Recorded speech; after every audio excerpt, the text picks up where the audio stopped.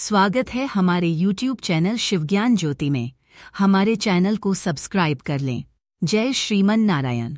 पौराणिक समय की बात है। ध्रुपद नरेश का पुत्र अपनी बहन द्रौपदी के विचारों पर संदेह का बोध लेते हुए ध्रुव ने कहा, मैं तुम्हें यह बात कृष्ण की इच्छा के विरुद्ध जाकर बता रहा हूँ। वह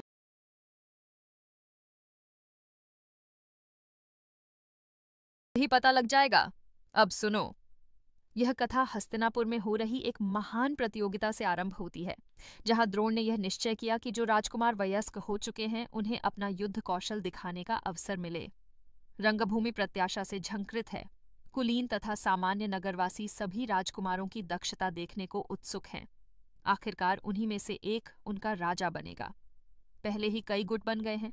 कुछ लोग दुर्योधन का नाम ले रहे हैं क्योंकि वह जोशीला, साहसी और त्रुटियों के प्रति उदार है। आज भी उसने प्रतियोगिता में प्रवेश करते समय उसने भीड़ में इतनी स्वर्ण मुद्राएं उछाली कि उसकी मुद्राओं की थैली खाली हो गई। परंतु अन्य लोग यह प्रार्थना कर रहे हैं कि सर्वोच्च पुरस्कार 5 पांडवों में से किसी एक को मिले।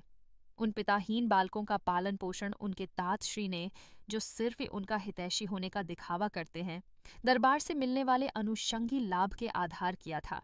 ऐसा प्रतीत होता है कि देवता उतने बधिर नहीं होते जितना हम उन्हें पारंपरिक रूप से ऐसा मानकर दोष देते हैं। देखो, जैसे यहाँ अंत में अर्जुन का नाम सर्वोच्च प्रतियोगी के रूप में उभर कर आ रहा है। उसने हवा में अग्नि बाण चलाकर फिर उन्हें वर्षा बाणों से बुझाया है। उसने भीड़ पर सर्प बाण छोड़े हैं और उनके लोगों तक पहुंचने से पहले ही उन्हें गरुड़ बाण चलाकर धरती पर से उठा लिया है। उसके निद्रा बाणों ने लोगों को स्वप्न जगत में पहुंचा दिया है। पाश बाणों से उसने लोगों के हाथ पैर बांध दिए हैं। उसने अपने सम्मोहन बाणों से लोगों के समक्ष ऐसे भयानक दैत्य उत्पन्न कर दिए कि उन्हें देखकर भय से लोग दुबक गए हैं।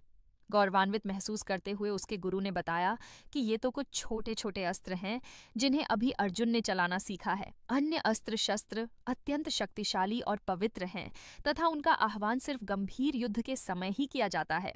जैसे ही अर्जुन के तात श्री और नेत्रहीन राजा बहुत धीरे, जैसा कि कुछ लोगों ने देखा, उठकर उसे पुरस्कार की माला पहनाने के लिए आगे बढ़ते हैं।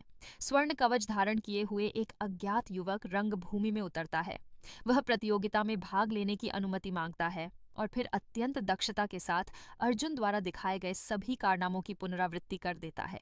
उपस्थित भीड़ आश्चर्य से मौन है, फिर प्रसन्नता से चिल्लाने लगती है, जिसमें दुर्योधन का स्वर सबसे ऊंचा होता है। वह युवक हाथ जोड़कर आकाश की ओर देखता है और सूर्य को नमस्कार करता है। वह विनम्रता से झुककर लोगों को धन्यवाद देता है।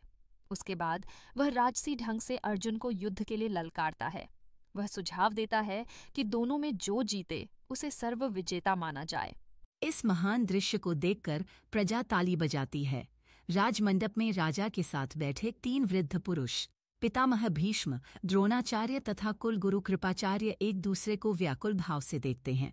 यह एक अप्रत्याशित खतरा है, ऐसा जोखिम जो वह अर्जुन को नहीं लेने देना चाहते, क्योंकि उनकी अनुभवी दृष्टि में यह स्पष्ट है कि वह अज्ञात युवक अर्जुन, जिसकी प्रतिष्ठा वे आज स्थापित करना चाहते हैं, कि समान या शायद उससे भी श्रेष्ठ है।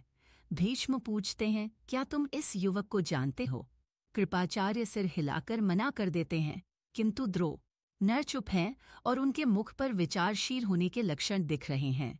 वह धीरे से कुछ कहते हैं। नेत्रहीन राजा अपना राजदंड उठाकर कहता है कि युद्ध आरंभ किया जाए, किंतु कृपाचार्य तुरंत उठ खड़े होते हैं। वह कहते हैं, इससे पहले कुछ नियमों का पालन करना आवश्यक है। भाग लेने के लिए प्रतिभागियों के कुल का पता होना चाहिए, क्योंकि एकल युद्ध के लिए एक राजकुमार ही दूसरे राजकुमार को चुनौती दे सकता है। हम सभी को अर्जुन के कुल का पता है। हे साहसी अपरिचित, कृपया अपना नाम बताओ और यह कि तुम किस राजवंश के वंशज हो। अपरिचित युवक का चेहरा लाल हो जाता है। वह कहता है, मेरा नाम कर्ण है। उसके बाद वह बहुत धीरे बोलता है कि मेरा संबंध किसी राज परिवार से नहीं है। कृपाचार्य कोमल स्वर में कहते हैं, तो फिर तुम इस राज प्रतियोगिता के नियमों के अनुसार राजकुमार अर्जुन के साथ युद्ध नहीं कर सकते। यदि इससे वह विजेता महसूस करता है तो कोई इस बात पर ध्यान नहीं देता। उसने बहुत पहले ही ऐसे मनोभावों को छिपाना सीख लिया है। रुको, दुर्योधन ने अपमान से चिल्लाकर कहा। निश्चय ही यह युवक महान योद्धा है।